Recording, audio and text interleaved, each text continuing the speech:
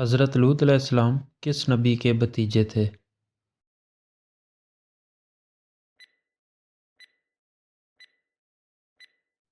حضرت ابراہیم علیہ السلام کے۔ مندرجہ ذیل میں سے حضرت ابراہیم علیہ السلام کے زمانے میں پیش آنے والا عظیم واقعہ کون سا ہے؟ قوم لوط پر اللہ کا عذاب۔ حضرت ابراہیم علیہ السلام کے پاس فرشتے کیا خوشخبری لائے تھے؟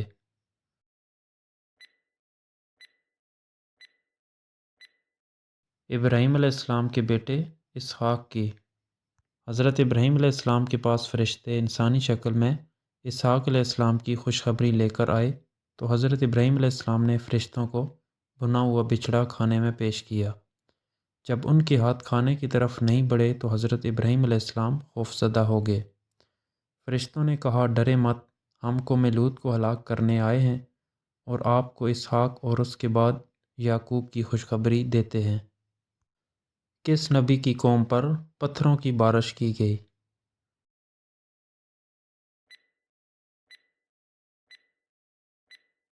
حضرت لوط علیہ السلام۔ جب فرشتے حضرت لوط علیہ السلام کے پاس آئے تھے تو آپ کیا کر رہے تھے؟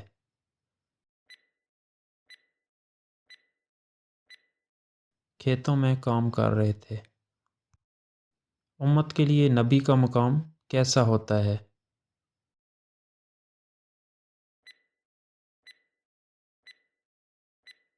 والد جیسا۔ قوم لوط پر عذاب کس وقت نازل ہوا تھا؟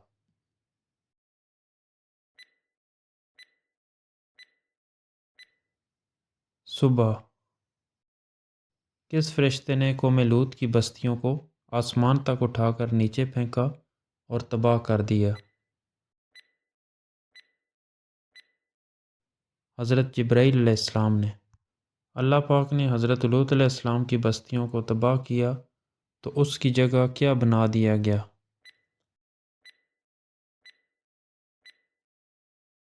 بدبودار جھیل۔ کس نبی کو قوم نے بستی سے نکال دیا تھا؟